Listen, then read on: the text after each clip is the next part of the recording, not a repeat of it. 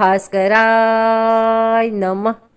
आज छठ पर आइए सुनते हैं भगवान सूर्य देव की कथा।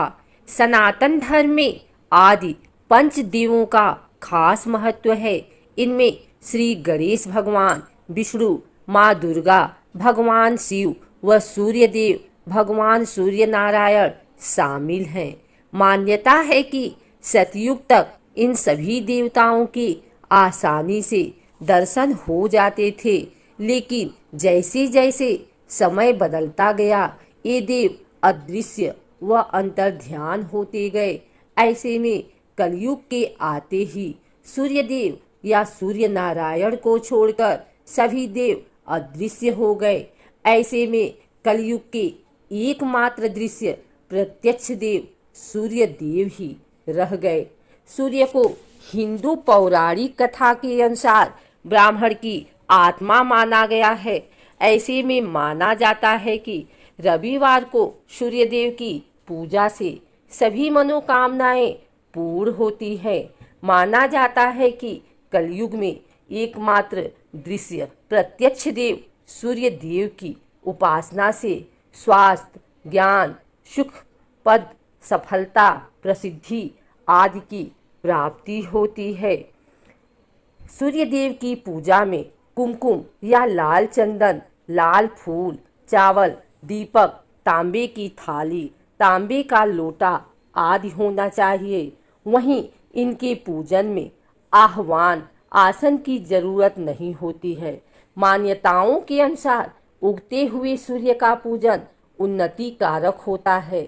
इस समय निकलने वाली सूर्य किरणों में सकारात्मक प्रभाव बहुत अधिक होता है, जो कि शरीर को भी स्वास्थ्य लाभ पहुंचाती है।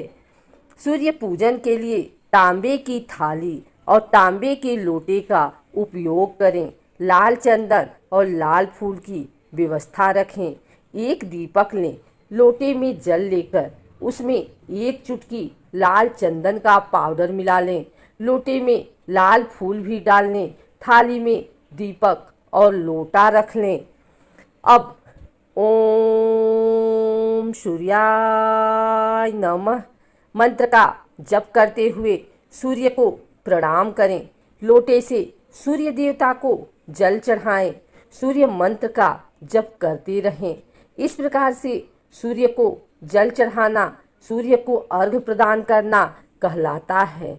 अर्घ्य समर्पित करते समय नजरें लोटे की जल की धारा की ओर रखें। जल की धारा में सूर्य का प्रतिबिंब एक बिंदु के रूप में जल की धारा में दिखाई देगा। सूर्य को अर्घ्य समर्पित करते समय दोनों भुजाओं को इतना ऊपर उठाएं कि जल की धारा के बीच में सूर्य का प्रतिबिंब दिखाई दे। सूर्य देव की आरती करें, साथ प्रदक्षिणा करें व हाथ जोड़कर प्रणाम करें।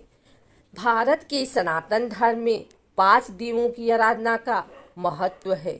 आदित्य, गणनाथ, देवी, रुद्र और केशव, इन 5 देवों की पूजा सब कार्य में की जाती है। इनमें सूर्य ही ऐसे देव हैं जिनका दर्शन प्रत्यक्ष होता रहा है। सूर्य के बिना हमारा जीवन नहीं चल सकता। सूर्य की किरणों से शारीरिक व मानसिक रोगों से निवारण मिलता है। शास्त्रों में भी सूर्य की उपासना का उल्लेख मिलता है।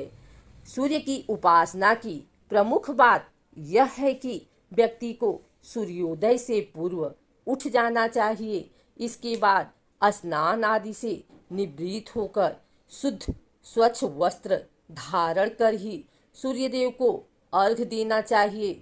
माना जाता है कि सूर्य के सम्मुख खड़े होकर अर्घ्य देने से जल की धारा के अंतराल में सूर्य की किरणों का जो प्रभाव शरीर पर पड़ता है उससे शरीर में विद्यमान रोगों के कीटाणु नष्ट हो जाते हैं और व्यक्ति के शरीर में ऊर्जा का संचार होने से सूर्य के तेज की रश्मियों से शक्ति आती है।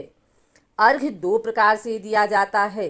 संभव हो तो जलाशय अथवा नदी के जल में खड़े होकर अंजलि अथवा तांबे के पात्र में जल भरकर अपने मस्तिष्क से ऊपर ले जाकर स्वयं के सामने की ओर उगते हुए सूर्य को जल चढ़ाना चाहिए। वहीं दूसरी विधि में अर्घ कहीं से भी दिया जा सकता है, नदी या जलाशय हो, यह आवश्यक नहीं है।